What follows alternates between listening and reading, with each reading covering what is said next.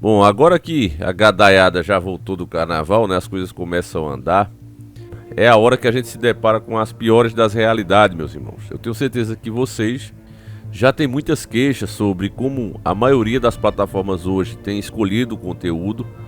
Muitos assuntos relevantes que interessam as pessoas estão sendo censurados. E a alegação que é dada, né, pelos próprios sistemas, nesse caso são vários, mas o que eles dizem é que é para manter a segurança da própria comunidade.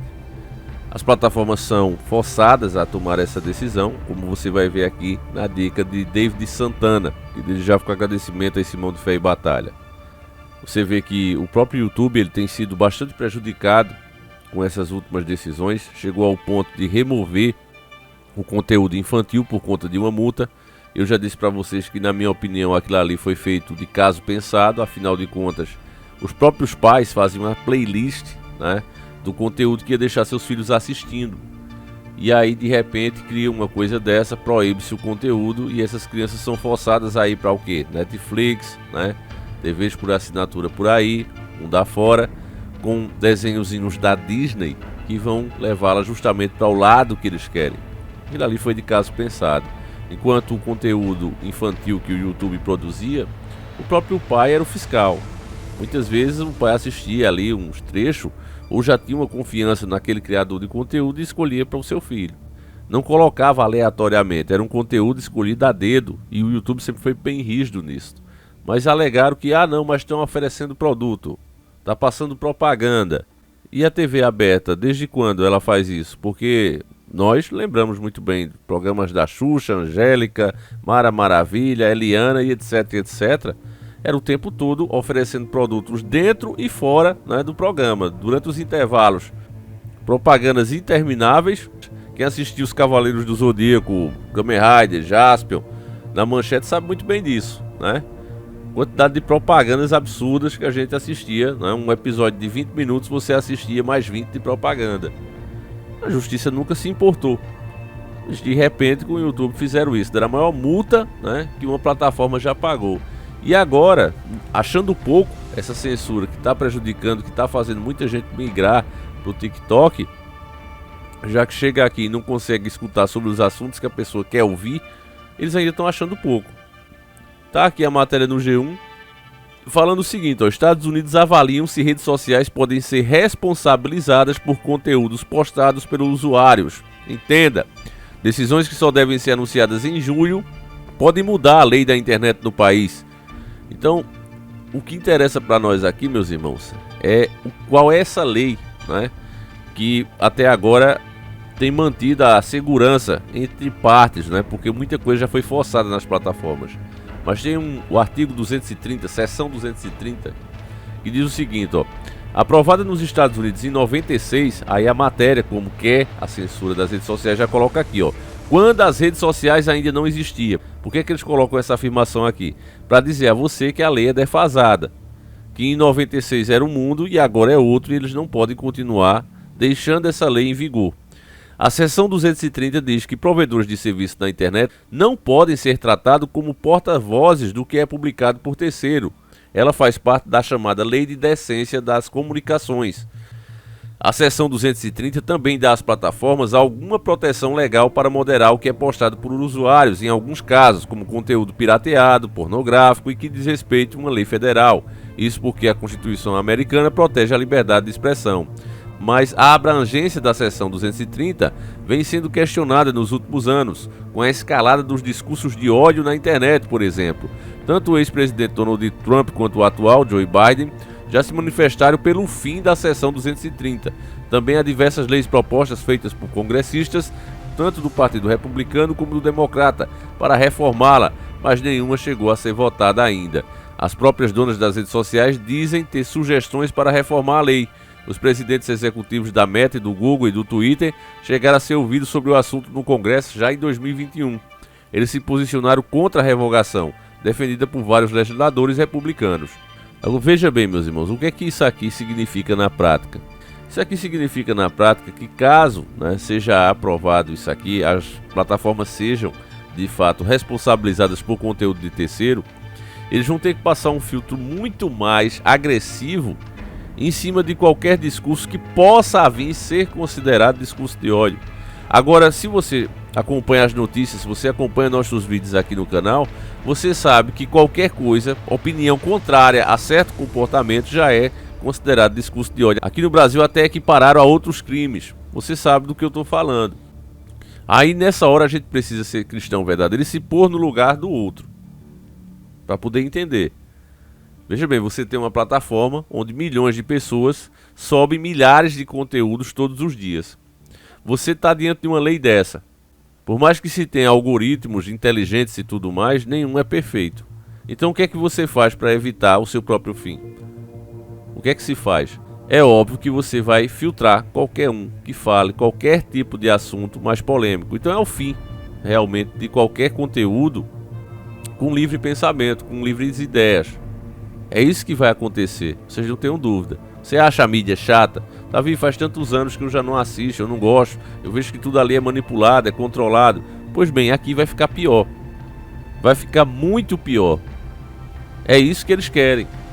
Isso pode decretar, meus irmãos, não só o fim dos canais, como o fim das próprias plataformas. Porque boa parte de vocês, caso isso aconteça, e os canais que vocês gostam, das opiniões dos criadores de conteúdo, que na verdade são uma extensão do próprio público, né? O nosso caso aqui, você vê que essas matérias vêm dos próprios inscritos. Esses vão sumir. Sempre que a gente falou isso, as pessoas diziam: os caras falam isso para se vitimizar, mas olha aí, eles continuam postando. Quantos canais que vocês seguiam já sumiram? Quantas páginas hoje não são mais recomendadas? Você faz qualquer pesquisa hoje sobre os donos do mundo. Antes era uma facilidade, família, para a gente encontrar aqui, né, artigos americanos, estrangeiros. Você encontrava facilmente. Hoje, meu irmão, você não acha mais. Quando você digita os temas, os títulos, né, do que você queria saber, aparece todos os sites e notícias da grande mídia falando que aquilo é fácil, que é teoria da conspiração, que é não sei o que, que é não sei o que. Não, mas você quer saber da história, como é que era contada? Não, isso aí você não tem mais acesso. Tem lá 150 milhões de resultado. Tá sorteado nesse meio, você não sabe onde tá. Você não vai encontrar, mesmo que você digite o título certinho. Então ficou muito difícil fazer as pesquisas. A mesma coisa com imagens. Quando você coloca imagem, vê um número reduzido de imagem. Tudo isso para quê? Para deixar a verdade em oculto, família. Para que as pessoas não percebam. Por exemplo, dessa matéria, eles dão um exemplo aqui. Por que a corte está agindo dessa forma? Casos que fizeram, né? Coisas que aconteceram, que fizeram a corte rever essa lei. Veja só. Twitter e grupos maldosos. Ó. O nome é outro. É os terror, já sabe, né? O processo Twitter v Tannen foi aberto por parentes norte-americanos de Noura Al-Assaf, um jordaniano falecido em um massacre em uma boate em Istambul, em 1 de janeiro de 2017. Segundo a agência real, os familiares de Al-Assaf acusaram o Twitter de ajudar a incitar o grupo do Estado Islâmico, que assumiu a responsabilidade pelo ataque, ao não policiar o conteúdo publicado na plataforma. Em documentos judiciais, o Twitter disse que encerrou mais de 1.700.000 contas por violação dessas regras, né? Um tribunal de apelações não considerou se a seção 230 poderia barrar o processo da família e o caso foi para a Suprema Corte. Segundo a CNN americana, o Twitter disse que o fato do Estado Islâmico ter usado sua plataforma não constitui a assistência consciente da empresa ao grupo.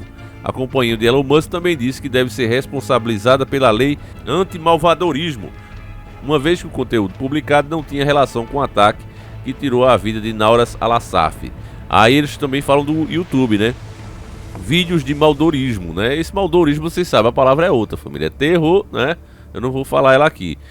O caso chamado de Gonzalez versus Google foi aberto por Reinaldo Gonzalez. Ele alega que o Google foi parcialmente responsável pela perda da sua filha, Noelma Gonzalez, no ataque, né, maldorista feito pelo Estado Islâmico em Paris em novembro de 2015. Em sua ação, Gonzalez responsabiliza a empresa por promover vídeos do grupo no YouTube, que pertence ao Google. Isso porque o YouTube, assim como várias outras plataformas digitais, usa algoritmos para sugerir vídeos similares aos usuários, nas chamadas recomendações digitais, que visam gerar maior engajamento dos usuários. Todo mundo sabe disso aqui, família. Agora veja só, são casos isolados e que, se você fizer um simples questionamento, você derruba esses argumentos por terra. Porque esses grupos de malvadoristas, né, eles existem desde que o mundo é mundo. Então todos os ataques agora passam a ser culpa do Google, do YouTube, do Facebook, das plataformas digitais, isso é um absurdo. E quando não existia, quem era o culpado? Eram os telefones, onde eles usavam para se comunicar e combinar as coisas? Alguma vez você já viu as empresas de telefone ser responsabilizadas por isso? A própria mídia, quando fazia documentários sobre eles, era uma forma também de incentivar e engrandecer a causa deles, mostrando o lado deles. Quer dizer, são coisas absurdas, meus irmãos, mas que são usadas porque a intenção aqui é censurar. A grande verdade aqui é que o braço direito do grande sistema, que visa endividar os países e colocar um governo único e mundial, com jurisprudência em todo o território global, ele precisa dos países fracos e endividados.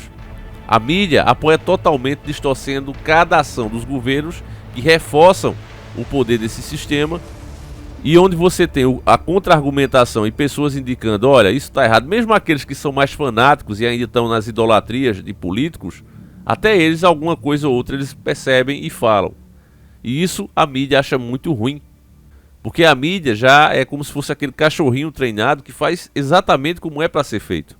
A grande verdade aqui é que uma lei dessa passando, meus irmãos, o que vai acontecer aqui, sendo realista, é o fim das opiniões que eles consideram controversas ou até discurso de ódio, e as plataformas passarão a ser apenas entretenimento.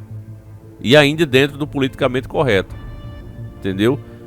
Se tem algum YouTube que você assiste, o cara viaja, que o cara faz comprinhas, vai comer hambúrguerzinho no McDonald's, no Burger King, isso aí você vai continuar assistindo. Não se preocupe que com esse criador de conteúdo tá tudo certo. Agora, para aqueles que pegam uma notícia como a gente faz aqui e diz, olha, a notícia é esse trecho aqui e essa outra parte aqui da frente é manipulação. Pronto, esses aí estão com a cabeça na guilhotina, meus irmãos. É isso. Agora, essa decisão aqui deveria parar os Estados Unidos. Não vai ser julgado lá. Deveria ter milhões de pessoas fechando tudo e exigindo que o respeito à liberdade de expressão, que é a base para tudo, é a base para tudo. Se você não pode questionar, meu irmão, já era. Você já é um escravo e não sabe. Deveria parar tudo, só que as pessoas não estão nem aí. Muitas já compraram a narrativa, inclusive de infiltrados aqui mesmo, que diz, não, mas é preciso. Olha como é que o canal dele cresce. Isso deve ser o algoritmo que ajuda, porque não é possível. Eu faço um vídeo tão bom e o povo não assiste o meu. O cara vem com ideias distorcidas, atacando a família, a moral, os bons costumes, e ele quer ter audiência. Aí vem o outro que simplesmente representa o pensamento coletivo. Aí o canal dele tem mais audiência, o canal dele tem mais relevância. Aí o cara diz, não, não é possível. A minha opinião é que é a certa. E esse cara cresce mais do que eu. É preciso a gente fazer alguma coisa na lei. Estão falando aí em colocar o próprio Felipe Neto aí como fiscal de rede social. Você já pensou, meu irmão? O cara que pensa como ele pensa, que já falou abertamente, olha, se a Bíblia não inclui as pessoas, vamos criar uma nova religião. Tá falando de modificar a Bíblia, meus irmãos. A gente já falou disso aqui em vídeos passados. Quer dizer, as pessoas estão vendo esses absurdos, mas não estão nem aí, família. Estão nem aí. Quando vê alguém reclamando aqui, avisando, né, do que vai acontecer, elas na mesma hora já pensam, olha, mas o cara tá falando isso porque ele vai ser prejudicado, isso é problema dele, não meu. E aí eu pergunto a você, meus irmãos, com esse pensamento, o que, é que você acha que vai acontecer conosco? Essa eu deixo com você, meus queridos irmãos. Vou ficando por aqui. Mais uma vez agradeço a tua presença. Fiquem com Deus, meus irmãos. E esses nossos encontros, meus irmãos, podem estar, de fato, perto do fim. Fiquem com Deus, um abraço e a gente segue juntos. Fui!